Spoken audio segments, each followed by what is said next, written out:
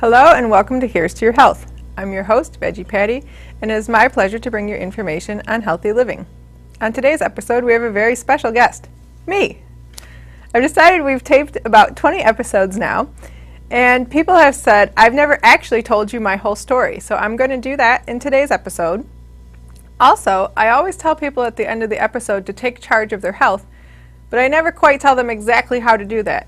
Obviously, the episodes that we film, I hope that you're getting ideas on some things that you can do to help advocate for yourself and things that you can learn about new health practices and how to remain healthy. But today I'm going to give you a 4-point plan on how to start taking charge of your health. So I want to just go ahead and begin, and I'm going to weave my story into this 4-point plan so you'll learn about me throughout this episode. The first part of taking charge of your health is actually to change your psychology. This is specifically important to people who have autoimmune issues or who have any type of an illness, even people who are just, battling in general unhealthiness. Maybe you don't feel good because you're overweight, or the foods that you eat might not be helping you to have all the energy that you want. But specifically for people that have some type of an illness or who had a significant change in their life where they used to be healthy when they were younger, and then all of a sudden they started not to feel good. And this is kind of what happened with me. So I was, I considered myself normal, of normal health, thought I had pretty good health all the way up through my 20s, through I graduated college. And then after I graduated college, I started getting ill. I found out that through a long process, which I'll tell you in a little bit later in the show, but through a long process I found out that I have a connective tissue disorder that affects my joints, and then I also have some autoimmune issues. I've talked about my food allergies on the show, so it limits what I can eat. Sometimes it limits places where I can go because I can't partake in some of the same things. And then also I have some other autoimmune issues that behave similar to lupus, but it's not quite lupus, so I do have some symptoms that come up from time to time.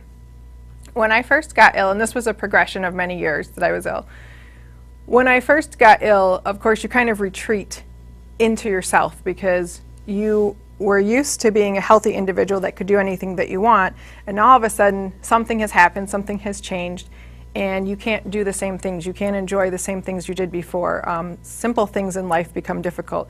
Cooking for yourself, taking care of yourself, trying to clean around your house. Those types of things become difficult, and it's hard for other people to realize why those are difficult. I will tell you, at one of my worst points, my wrists were so bad from my joint condition that I couldn't even turn a doorknob. So that's kind of the extent where how bad it got, where I did have difficulty taking care of myself. And when I talk about change your psychology, I remained in a victim role and I was depressed. I remained in this victim role for a long time because I was asking myself, why did this happen to me? And I really wasn't getting any better, even though I was trying to seek out doctors, trying to seek out different treatments.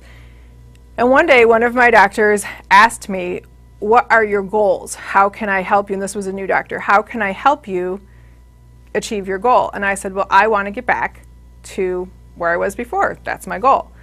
And he just looked at me and said, listen, you have this condition and you may never be 100% again, but you might be able to get to 85%, and you can get a 100% out of that 85% capability. And he's like, that's a lot better than a lot of people who have 100% capability and don't do anything with it. And right there, it kind of changed my psychology and the way I was thinking, because I was viewing myself as a victim and looking at, what happened to me? Why did this happen to me? What did I do to deserve this? And I couldn't move past that point to get healthier until I made that switch in my head of, this is the reality of what I have to face with, what I have to face. I may never get back to the way I was before, but I can make the best of the situation that I'm in, and I can do the very best to achieve the best health within my capabilities. And some people might think that that's a little bit depressing, but it's actually not, considering where I came from. Is I just thought I would never be able to do anything again. Once I was able to change my psychology and to stop playing that role of the victim or being in that role of a victim and realizing that I can do things, I just have to modify and figure out how to do things within my limits, then I could have more of the life that I wanted to again and move towards achieving that life. So changing your psychology is a really important first step in taking charge of your health. The second step to take charge of your health is actually to eat for you. So what do I mean by eating for you? Obviously, when you're dealing with foods, there's two important things you have to consider is what foods do you eat and what foods do you not eat. It's actually a little bit easier to talk about the foods that you don't eat. A lot of this is very common sense. You want to stay away from processed foods. This is just general for everybody. Processed foods, they're not even foods. Your body doesn't know how to digest them. They're filled with chemicals. It's foods that the natural nutrients have been stripped out and added back in. And the body just doesn't know what to do with these things. And so it causes a lot of inflammation in the body. It causes a lot of toxins in the body. And with toxins come inflammation and come disease and a lot of other negative things that saps your energy.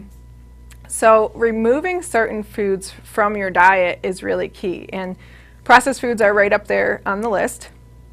The other things that you have to consider is sometimes we all have this experience where we're eating a food and you enjoy the food, and then a little while later you don't feel so good. And you try not to attribute it to that food because you really like it. This happens with dairy quite a lot for people.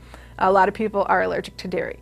So I know people that will eat their ice cream and they know that they'll be in the bathroom a little bit later, but they want to enjoy that ice cream still, and they try to ignore the fact that they're having this reaction. And the more they eat the food, the more the reactions come. And the more they eat the food, the more the reactions come. You have to finally learn to say, hey, you know what? My body doesn't want me to have these foods.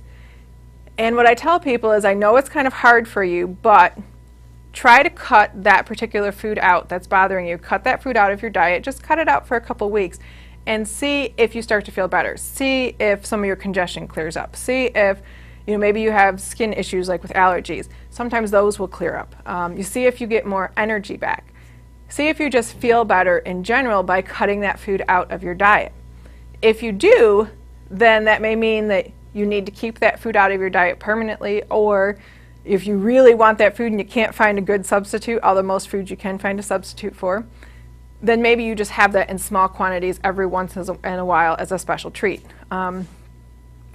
However, if you cut that food out and you're really not sure, go ahead and add it back in. This is part of what you do for an elimination diet. You add that food back in and see if you get a reaction. A lot of times if you cut that food out of your diet and your body's gotten used to it being removed from the system, and then all of a sudden you add it back in, you're going to have a very large reaction to it if indeed you are sensitive to that food. And usually that's enough to stop people from wanting to eat the food that the body doesn't want anymore. I look at it as our body is trying to tell us, hey, I don't want this, I can't function off of this food, please get this out of my system. And so you have to learn how to listen to your body and see what your body wants and what it doesn't want. So if you're going to try to cut a food out of your diet like that, 2 weeks would be the bare minimum, but you can even go up to 8 weeks cutting it out before you add it back in. So how do you know what foods are good for you? First of all, everybody is different. So what food my body wants is not the same food as what your body wants. I recommend that people create a food journal on steroids, and that's what I call it. So with this food journal, what you would do is do it for about a week. You record everything that you're eating, but you record more than that. You want to record the times that you're eating everything, what it is that you're eating. You also want to record your energy level. You want to record how you're feeling, so record your moods. So if you're in a particularly good mood, write that down, record the time. If you're in a particularly bad mood, write that down, record the time. And I know people don't like to do this, but you also want to record your elimination habits. And this is why I call it a food journal on steroids, because you're looking at all of these factors. After a week, what you do is you go back and you look through this food journal and you can start to see patterns. So maybe 15 minutes after you eat strawberries, you notice that you get a scratchy throat. Or maybe you notice that an hour or two after you eat soy, you become in a really bad mood. Or maybe if you have a green smoothie, in 20 minutes you feel really vibrant and full of energy. So you start looking for patterns, and then you can find out what foods actually work for you and for your body. So then you can start adding more of those foods into your diet that your body wants, and you can eliminate the foods from your diet that your body does not want. And like I said, this is different for everybody, and it also it changes over time. So if you're eating a particular way, maybe after a couple of months you're like, I wonder if I can try eating this one food again, and you can try adding it back in. There are certain foods, like I said, that if you're allergic to them, obviously you don't want to eat them. Processed foods are things you probably don't want in your diet anyways.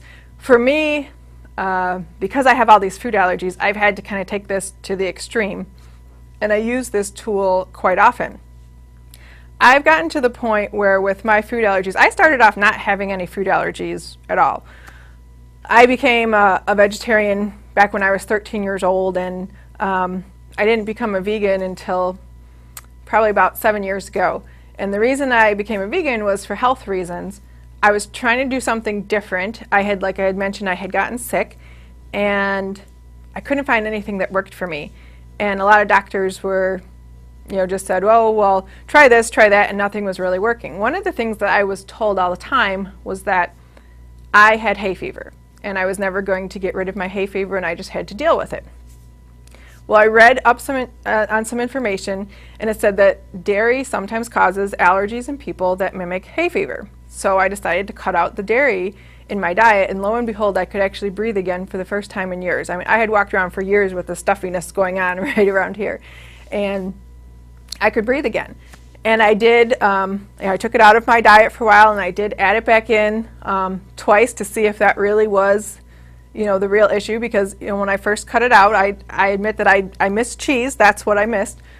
But when I added it back in, immediately the stuffiness started again, and I knew that I was allergic to the food, and I knew I didn't need to have it in my diet. And so for me, from there, because I was already vegetarian, taking the next step to become vegan, that's just what I chose to do, because I had to cut out the dairy. That went fine for a while, and I started to lose this weight that I couldn't lose, because when you get sick, I'll do a little sidetrack here. When you get sick and you have toxins coming into your body, or you're putting toxins into your body, whether it's from stress or processed foods or other things, if your body can't eliminate those toxins fast enough, what happens is it takes the toxin and it wraps it in this packet of fat to protect itself. So if you have what's called toxic fat, then it's very difficult to eliminate that, lose that weight. Also, if you're eating foods that you're sensitive to or allergic to, or you're having a reaction to, it causes a lot of inflammation in your body, which is what dairy was causing for me. And if you have inflammation going on, then it's also very difficult to lose weight. So once I cut that out, I was doing fine for a while, and probably about, I'd say, 8 months to a year went by. Then I started having more reactions, and all of a sudden I started gaining weight again, and I didn't know why, because I had lost a lot of weight on this diet. And then it kind of came to my attention that I might be allergic to gluten. That's what I was suspecting. So again, I did the elimination, cutting the gluten out, added it back in, and yeah, I had major reaction when I added it back in. When I cut it out of the diet, when I cut the gluten out of my diet, I lost 40 pounds in 6 weeks, which I hadn't been able to get off previously. So like I said, the toxins and the inflammation were causing me to retain this weight that I couldn't get out. So again, I use this tool for myself, and I've gone all the way down to points where there was only 12 foods that I could eat, and now I'm up to probably about 20, maybe 25 foods that I can eat. So your body does change over time, and I'm not saying everybody's going to be like that. That's me with my autoimmune and my food allergies and food sensitivity issues. But I use that food journal on steroids to basically help me figure out how I eat for me. So that's the second point. The third point I want to talk to you about taking charge of your health is to be active. This is something that a lot of people actually take for granted, and they don't want to do it because people, a lot of times you don't want to exercise just for exercise's sake. And even if you don't start there, just by being active, what I mean by that is you can, let's say maybe you park your car a little bit further away so that you have to walk to get into wherever you're going, even if it's just a slightly increase in distance. Or if you choose to take the stairs instead of the elevator or the escalator somewhere. Just by making those small movements to be active helps to get our blood flowing and helps to get the lymph fluids flowing. I believe I talked previously, we talked on the detox show about lymph, but our lymph system in our body, it doesn't have a pump like our circulatory system. Our circulatory system, the pump is the heart. The lymph system is our garbage removal system of the body. And you can only activate it by moving because there's no automatic pump. So if you don't move, that means basically you put all of your garbage workers on strike. So it's really important to move the lymph fluid through the system to help flush the toxins out of our bodies. So being active is really key. And again, going back to that first point of changing your psychology, for me in particular, I had a connective tissue disorder, and I happen to dislocate and sublux if I do certain activities. So I shied away from activities that I used to do, where I used to be a lot more active because I didn't want to get injured and I was protecting myself. But the longer that I protected myself and didn't get out there and wasn't active, the harder it was to get back into doing it, because the more likely I actually would be of getting an injury at the end. So now I just have to figure out how to modify the activities. And even if I do things for just a short period of time, I make sure that I get out there and do that. So if it's really cold out like it has been this winter, you can walk inside your house. Once the spring comes, even just going for a walk is really great. You can take your dogs for a walk if you have dogs. You can get a buddy. You can go mall walking. Just walking, just some type of movement and just some way of being active is better than sitting on the couch all day. You can join classes. There's other ways that you can be active, but trying to just add little things into your lifestyle to just become more active and lead a more active lifestyle. If you're not the type of person that wants to go to a gym, then maybe you start going to the parks and taking a walk in the park, and like I said, finding a walking buddy, doing something to add that activity level back in, or find something that you do enjoy doing. Maybe it's swimming. If you have joint issues, swimming is good for your joints. We've had a yoga show on here, qigong show, anything that helps you just move your body and to move that lymph through your system. So that's the third point, is to be active. The fourth thing is to advocate for yourself. So what do I mean by this? When I say you advocate for yourself, it means that when it comes to your health and your health care, you're the one that has to make sure that you get the health care that you want, that you get the treatment that you want. For me, when I first became sick, I started off with one doctor. They referred me to a specialist, and I was referred to another specialist, and I probably saw every single specialist that there was throughout the hospital system. And I finally got to the point where the doctors were like, well, we know you have an autoimmune. We can see it's in the blood test, but it's not lupus. We don't know what it is. And they kind of gave up on it and said, well, you just have to live with it, and not knowing what it is. Then they also told me that they thought I had fibromyalgia. And I'm not saying that people don't have fibromyalgia, because I know a lot of people that do. But for me, it just didn't seem right. It didn't seem like a fit. And I said, I feel like you are closing the door on me because you're done looking and you don't want to look any further. And so this is your answer, and you're kind of, passing me off so I don't come back, because I felt that, yes, some symptoms match, but there was still a lot of other things going on. And I kept doing research and trying to figure out what else could this be. And I actually saw a medical mystery show on TV, and this family had a condition called Ehlers-Danlos syndrome, and that is what I had. So I went back to my rheumatologist and I said, I saw this on TV. I guarantee you this is what I have. Test me for it. And so they did. They sent me to genetics and tested me for it, and that's why it came out what I had. So that's one way to advocate for yourself, is to try to keep pushing. The other thing is, something that had happened with me is when I was going through all of this, trying to get a diagnosis and trying to get the diagnosis for my autoimmune, I was told by 3 different doctors that I was terminal. And that turned out obviously not to be true.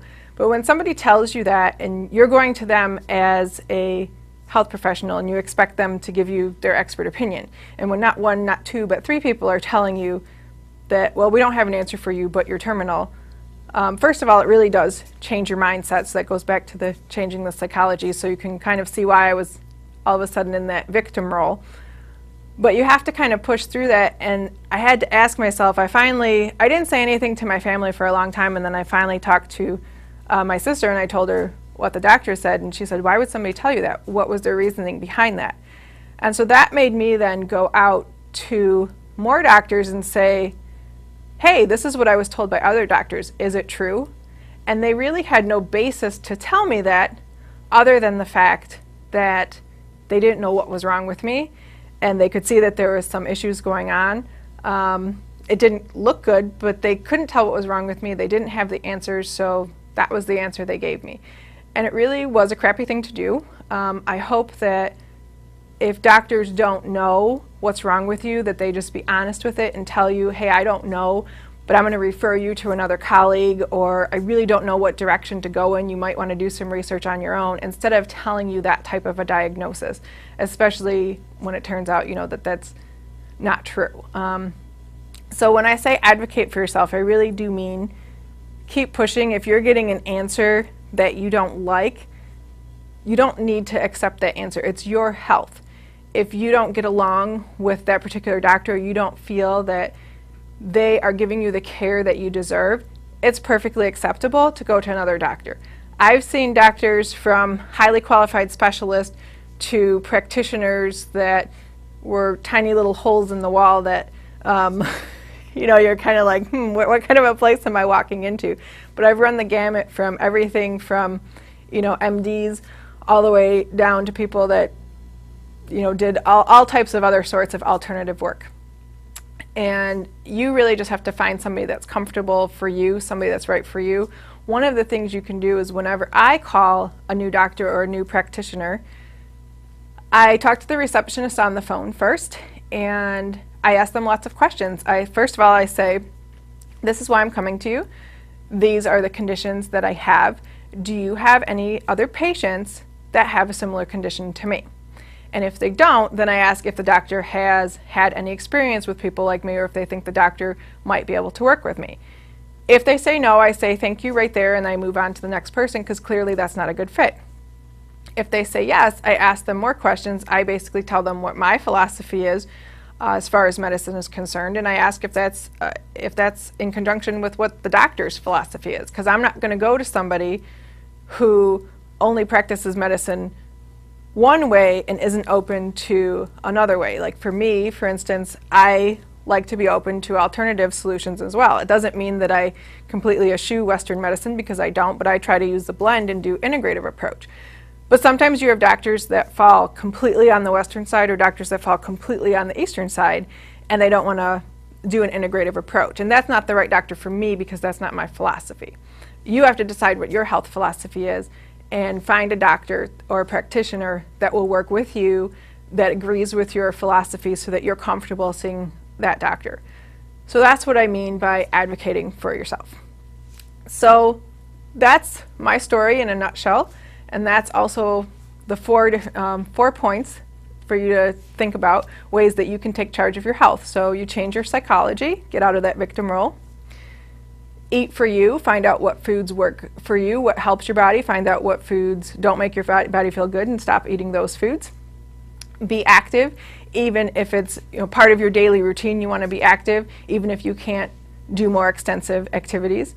And then finally, advocate for your health. And that includes keep pushing to find the answers that work for you, and also to make sure that you're working with practitioners that are in line with your philosophy. So I want to thank you for joining me today on this episode of Here's to Your Health. I hope that you learned something about how to take charge of your health. Remember that no matter the cards you were dealt or your current state of health, you have the power to take charge of your health. So never give up and never stop learning. The solution you seek may be just around the corner. For more information and more healthy living tips and tricks, you can visit my website at www.veggiepatty.com. I want to wish you a wonderful today and an even better tomorrow. Here's to your health.